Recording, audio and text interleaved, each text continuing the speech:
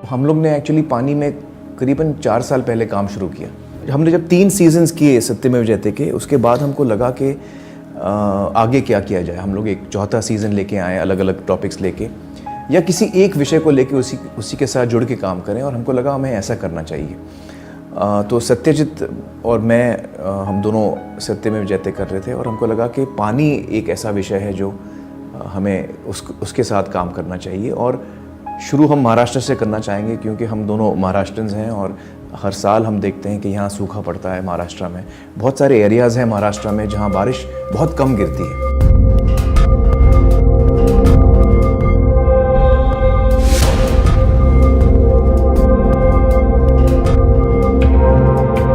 बारिश का पानी जितना गिरता था वो हमें जनवरी तक मिलता था। बाद में पूरा सूखा होता था। काम के लिए सब लोग बाहर गांव जाते थे, खेती नहीं होता था। पानी पीने के लिए पंचायत टैंकर मंगवाती थी।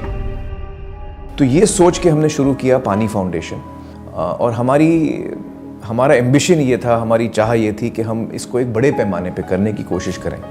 ये सोच के हमने जब रिसर्च किया तो हमें समझ में आया कि हमें जो हल समझ में आया वो है वाटरशेड मैनेजमेंट, कि जो पानी गांव में गिरता है वो उसी जगह पे आप उसको समेटने की कोशिश करें, और कोशिश ये हो कि वो धरती के अंदर हम उसको ग्राउंड वाटर लेवल जो है उसमें धरती के अंदर उसको हम जमा करें, और जो पानी का स्तर जो धरती के नीचे है उसको ऊपर लाने की कोशिश करें, जो अंग्रेज़ी में ग्राउंड वाटर हम बोलते हैं।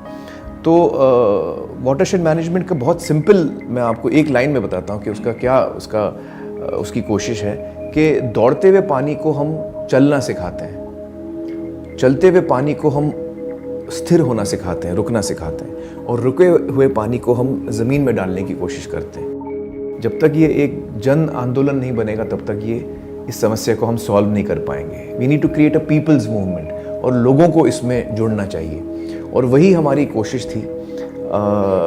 कोई भी संस्था, कोई भी सरकार हर एक गांव में जाके काम करना बहुत मुश्किल हो जाता है, लेकिन हर एक गांव अगर अपना काम खुद कर ले तब ये चीज़ काम जो है बढ़ जाता है और ये चीज़ आसान हो जाती है।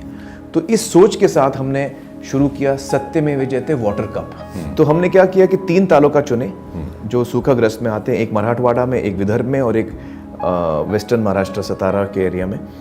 तो वहाँ पे 3 जो तालुका हमने चुने, उन तालुकाओं में जितने गांव थे उनको हमने न्योता दिया कि आप आइए, इस प्रतियोगिता में आप भाग लीजिए, इस कंपटीशन में आप भाग लीजिए। कंपटीशन में भाग लेने के लिए गांव को 3 चीज़ें करनी थी। एक तो उन्हें ग्राम सभा बुलानी थी, और उस ग्राम सभा में रेजोल्यूशन पास करना था कि आपका गांव इस कंपटीशन में हिस्सा लेना चाहता है। हम ये इसलिए था क्योंकि हम चाहते थे सारे लोग गांव में जो हैं वो इस डिसीजन में उनका एक पार्टिसिपेशन हो। दूसरा ये कि जब गांव फॉर्म फिल करके वो एंटर होता है तो उन्हें 5 लोगों को भेजना है हमारे पास, और हम उन 5 लोगों को ट्रेन करते हैं। 4 दिन का हमारा ट्रेनिंग कोर्स है। तो इसमें टेक्निकल ट्रेनिंग भी होती है और सोशल ट्रेनिंग भी होती है, क्योंकि ये 5 लोग जो समझ जाते हैं, इनको गांव वापस जाके फिर पूरे गांव को लीड करना है इस काम में। गाँव वालों को कहाँ कौन से स्ट्रक्चर हो सकते हैं ये हमने समझा दिया। उसके बाद ये गांव सत्यमेव जयते वाटर कप स्पर्धा में शामिल हो गया। 5 लोग प्रशिक्षण के लिए आए। प्रशिक्षण लेने के बाद ये पूरे प्रशिक्षणार्थी गांव में गए, गांव वालों को समझा दिया कि अगर हम श्रमदान करेंगे पानी का प्रॉब्लम सॉल्व हो सकता है। उसके बाद पूरी हमारी पानी फाउंडेशन की जो टीम है वो टीम गांव में गई। हाँ, गांव वालों के साथ मीटिंग ली, बहुत सारे कॉर्नर मीटिंग भी लिया, घर घर में गए, श्रमदान के बारे में समझा दिया, छोटे छोटे फिल्म्स दिखाए। हमारे सरपंच ने पानी फाउंडेशन की ट्रेनिंग के लिए 5 सदस्यों की एक टीम को अनपटवारी भेजा था, जहां हमें सिखाया गया कि बारिश के पानी को कैसे रोका जाए और कैसे बचाया जाए। हम सुबह 5 बजे उठ के ट्रेनिंग में जाते थे। उसके बाद गांव ने इतना अच्छा काम किया, श्रमदान को बहुत सारे लोग जुड़ रहे थे, बहुत सारी संस्थाएं जुड़ रही थी। गांव अच्छा काम कर रहा है, उसके वजह से गवर्नमेंट पॉलिटिशियंस भी गांव में आ रहे थे और हर तरह की मदद की कोशिश कर रहे थे, और ये सभी का इम्पैक्ट 45 डेज़ में दिखने को मिला। जो हमारी स्पर्धा 45 डेज़ की रहती है और इसका इम्पैक्ट इतना अच्छा हुआ कि गांव ने इतना अच्छा काम किया कि पहले साल सत्यमेव जयते वाटर कप स्पर्धा में गांव पूरे स्टेट में फर्स्ट आ गया।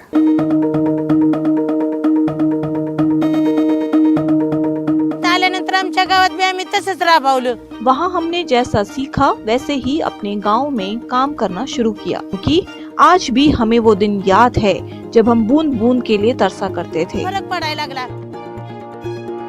पाऊस पडला त्यामुळे आम्हाला पाणी- महिलाओं ने सबसे पहले श्रमदान के लिए हामी भरी, जिसके बाद धीरे धीरे पूरा गांव साथ आया। बारिश आने पर पूरा गांव पानी से भर गया। आज भी हम पानी की एक एक बूंद संभाल कर इस्तेमाल करते हैं, क्योंकि आज भी हमें वो दिन याद है जब हम बूंद बूंद के लिए तरसा करते थे। 2016 नंतर गावामधले 2016 के बाद गांव की जमीन में पानी का स्तर बढ़ गया, जिसकी वजह से लोग कमाने के लिए गांव छोड़कर बाहर गए थे। वो वापस आकर खेती करने लगे। शेती चालू केली। शेती जी आहे 50% खेती ड्रिप इरिगेशन से होने के कारण गांव के लोगों की परिस्थिति में काफी सुधार आया। आलं अशी खेती के लिए गन्ना, अदरक जैसी फसलें उगाना शुरू किया, जिससे लोगों को ज्यादा पैसे मिले और उनके आर्थिक हालात में काफी सुधार आया। ते चांगली सुधारली। तो हमारा एक्सपेरिमेंट क्या था? हमारा एक्सपेरिमेंट ये था कि अगर हम किसी गांव को नॉलेज, ज्ञान दें, तो क्या गांव खुद अपनी समस्या सॉल्व कर सकता है या नहीं। तो हमारे कंपटीशन में हमने ऐसी बहुत सारी चीज़ें डिज़ाइन की थी, और उनमें से एक ये था, ट्रेनिंग में तो खैर ये था ही, लेकिन उनमें से एक ये था कि हमने श्रमदान पे बहुत अहमियत दी कि अगर एक गांव कंपटीशन जीतना चाहता है तो जब तक वो श्रमदान का कोटा अपना पूरा नहीं करेगा उसको उसके मार्क्स नहीं मिलेंगे। तो ज़्यादा मार्क्स हमने श्रमदान के लिए रखे थे। और श्रमदान में क्या होता है कि सारे गांव वाले आते हैं और वो 2-3 घंटा इकट्ठा मिलके काम करते हैं।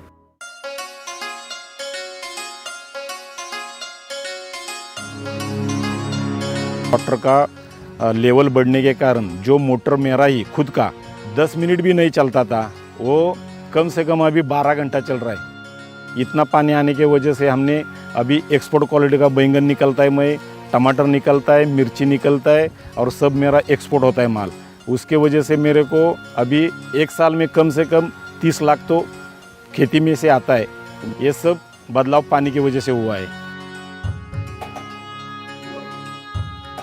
अभी 1000-1500 ऐसे गांव हैं जिनका पूरा टैंकर बंद हो गया है, यानी ड्रिंकिंग वाटर और एग्रीकल्चर वाटर दोनों का प्रॉब्लम सॉल्व हो गया है। तो ये होने के बाद अभी इस साल से हम थोड़ा इसका ढांचा बदल रहे हैं, और इस साल से हम वाटर कप 2 चालू कर रहे हैं। उसमें क्या है, जो गांव अच्छे हुए हैं उनको हमने सिलेक्ट किया है। 1100 गांव ऐसे हैं जिनको हम सिर्फ अभी कॉन्सेंट्रेट करेंगे। ये स्पर्धा हमारी सिर्फ 1100 गांव को होगी जिन्होंने अपना पानी का प्रॉब्लम सॉल्व किया है। उसमें 4 चीज़ों पे हम ध्यान देंगे। एक है ग्रास, गवत, हाँ। दूसरा है अपनी ज़मीन का ऑर्गेनिक कंटेंट बढ़ाने का। तीसरा है जंगल, और चौथा है जो पानी अपने गांव में अपने मेहनत से बनाया है, कमाया है, निर्माण किया है, उसका यूटिलाइजेशन अच्छी तरह से हो और उस हिसाब से आपका क्रॉप प्लानिंग हो। ऐसे 4 चीज़ों के ऊपर ये स्पर्धा अभी होगी। स्पर्धा का नाम जो हमने रखा है वो समृद्ध गांव स्पर्धा। जो गांव अच्छे हुए हैं और आगे जाके निसर्ग के बारे में, खेती के बारे में, ज़मीन के बारे में, इकोनॉमिकली कि समृद्ध हो, इसके ऊपर अभी हमारा अगला फोकस रहेगा। देखिए, पानी को अगर हमें जमा करना है ना, तो हमको लोगों को साथ लाना है। और जब तक लोग साथ नहीं आएंगे ना, जब तक लोगों में दरार होगी ना, तो वो पानी जो है उसमें से निकल जाएगा।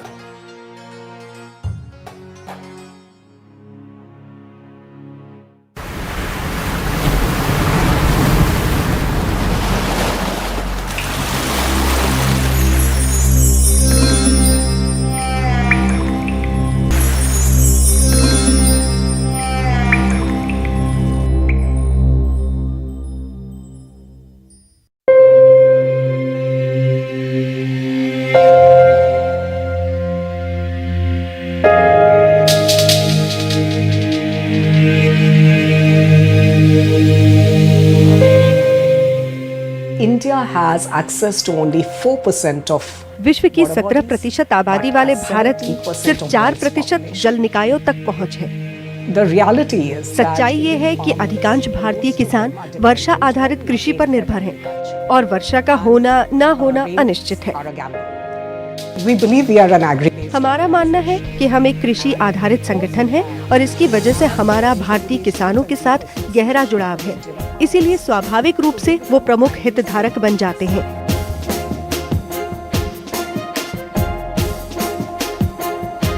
हमारा मानना है कि किसी चिंता या मुद्दे के उत्पन्न होने के कारण उद्योगों पर भी असर पड़ेगा। What can be done? इसीलिए आईटीसी ने कड़ी मेहनत के साथ काम किया है। And therefore ITC water positive. Sir हम पहले जागरूक नहीं थे बिल्कुल भी। यहाँ पहले बंजर ही बंजर था, पानी की बिल्कुल भी आवक नहीं थी, पीने का पानी की भी कोई समस्या थी सर। मैं 2014 में सरपंच बना। जी सरपंच बना तो उस टाइम पे मैं जब गांव में गया तो सबसे पहले मेरे सामने पीने के पानी की समस्या गांव के बीच में थी। लोगों के जाता था तो किसी मोटर बोरिंग में पानी देखता था तो किसी के पानी नहीं थे और कुएं सूख गए थे। मैंने टैंकर लगाकर टैंकरों से पेयजल की सप्लाई इनको की। उसी दौरान गांव के रामेश्वर जी मीणा मेरे पास गए, एक दो आदमी और इनके साथ गए। उन्होंने कहा कि साहब हरणाम में एक सर्वमंगलम संस्थान है आईटीसी सुनहरा कल, जो वो वहाँ पर इस तरह का कार्यक्रम उनका चल रहा है, अपन भी आप हमें अनुमति दे दो। तो हम भी हमारे गांव का जो चरागाह और सिवाचक भूमि है उस पर एक वृक्षारोपण और पानी को रोकने का और रोजगार का साधन अपन को तैयार करना है, तो आप हमें एनओसी दो। तो मैंने इनकी बात सुनी, सुनने के बाद इनसे चर्चा विमर्श किया तो मैंने तुरंत हाँ किया। ये आए हमारे से मिले, हमने संस्था बनाई।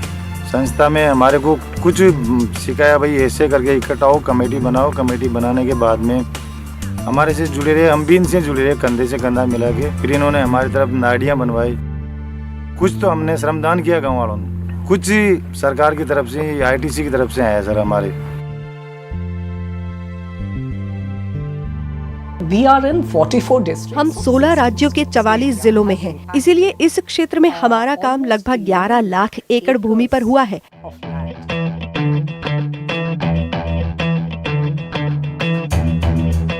We have actually built. हमने वास्तव में लगभग 17,000 जल संरचनाओं का निर्माण किया है। छोटे खेत से लेकर तालाबों से लेकर बड़े बांधों और नदियों के आसपास की भूमि पर भी काम किया है। We have created storage capacity. हमने 37 मिलियन क्यूबिक मीटर से अधिक स्टोरेज क्षमता बनाई है। हमने इस काम से लगभग 3.3 लाख लोगों को प्रभावित किया है।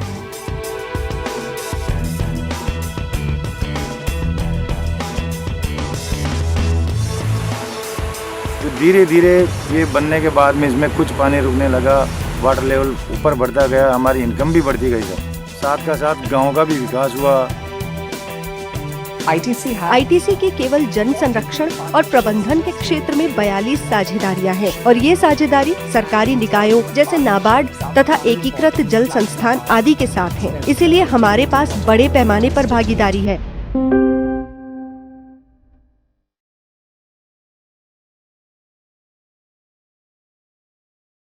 हम कोशिश करते हैं कि ये प्रोग्राम को लंबे स्केल पे कैसे लाया जा सकता है। जो पब्लिक इन्वेस्टमेंट है, सरकारी प्रोग्राम्स हैं, उसको किस तरह से इसमें उपयोग किया जाए। पानी के जब हम कोई भी काम करते हैं उससे पहले हमें कोशिश रहती है कि इस एरिया का जियो हाइड्रोलॉजी सर्वे किया जाए और उसमें हम ये देखते हैं कि कौन सा एरिया है जो रिचार्ज होगा, कौन सा एरिया है जहाँ पे हमें वाटर को हार्वेस्ट करना पड़ेगा, जिससे कि जितना इन्वेस्टमेंट हो रहा है उसका मैक्सिमम आउटपुट हम बाहर ला सकें।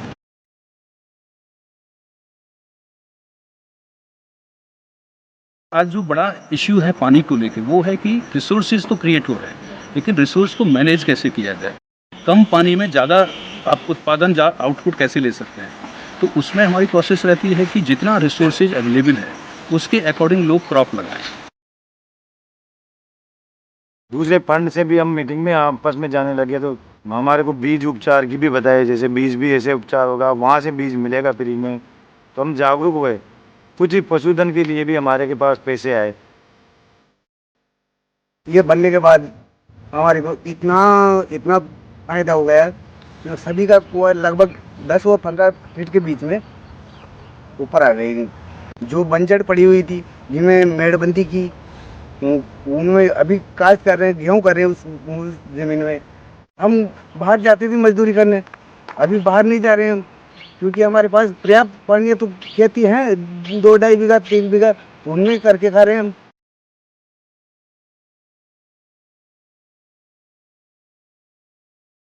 वाटर ऐसा रिसोर्स है जिसको एज ए कॉमन कैसे यूज करें, तो उसके लिए हम लोगों ने यहाँ पे बहुत सारे जल समूह बनाए हैं, जिससे लोग उसको कलेक्टिवली किस तरह से उसके ऊपर डिसीजन लें। तो महिलाएं हैं जो पानी से सीधे जुड़ी हैं, उन महिलाओं का जो पानी पीने के लिए लाते थे, जानवरों को पानी पिलाने के लिए हैंडपम्प पे 1-1 घंटे जो है चलाते थे, तो उनकी ट्रेजरी को रिड्यूस करने के लिए हमने वाटर अवेलेबल कराया है कि गाँव में महिलाओं को पानी पीने के लिए भी मिले और जानवरों के लिए भी मिले, खेती के साथ साथ।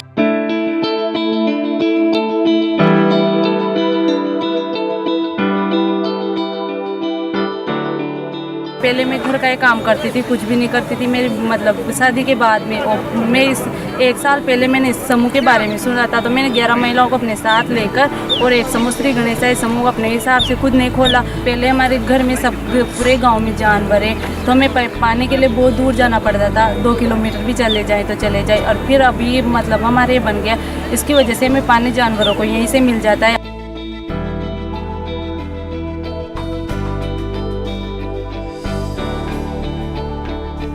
हमारे फसलें भी अच्छी होने लगी, इनकम भी बढ़ी, हम पैसे इकट्ठे करते बचत में, महीने के महीने मीटिंग लेते। और मतलब जैसे मैं काम करती हूँ, जैसे योजना के कुछ भी योजना निकलती है उसमें मेरे से बोलते हैं, पेंशन के फॉर्म भरती हूँ मैं, लोन के फॉर्म भरती हूँ।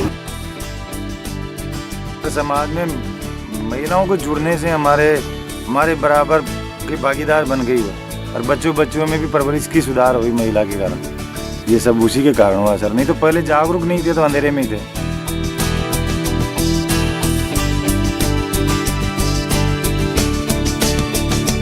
इसने पर्यावरण को सकारात्मक रूप से प्रभावित किया है, लोगों और उनकी आजीविका को भी बहुत सकारात्मक रूप से प्रभावित किया है।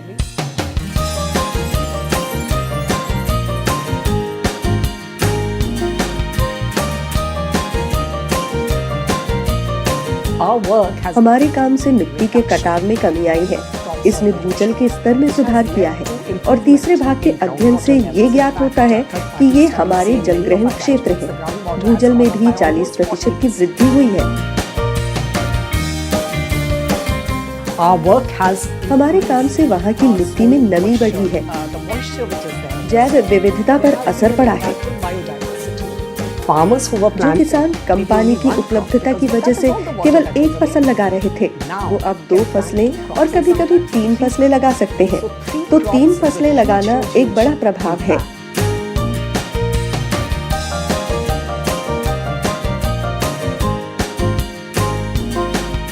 पहले समय सर जब कोई हमारा होश हुआ, हम देखे जब सरप्लस था, कहीं कुछ नहीं था, एक पानी एक चुरूस में नहीं था। अभी देखिए सर, वहाँ जाकर के इतना हरा भरा है, गेहूँ लगा है, प्याज लगा है, मकई लगा है, मटर लगा है, चना लगा है, सब तकनीक सर इकट्ठा मन अभी 30 मन का बीघा धान होता है, हर चीज फसल अच्छा होता है। The income has gone up by 250%. पानी तो बरसा, लेकिन पानी को रोकने का जो सिस्टम डेवलप किया है संस्था ने, उस पानी से हमें लग रहा है कि 3 साल तक हमारे अब बारिश नहीं होगी तो पानी पर्याप्त होगा।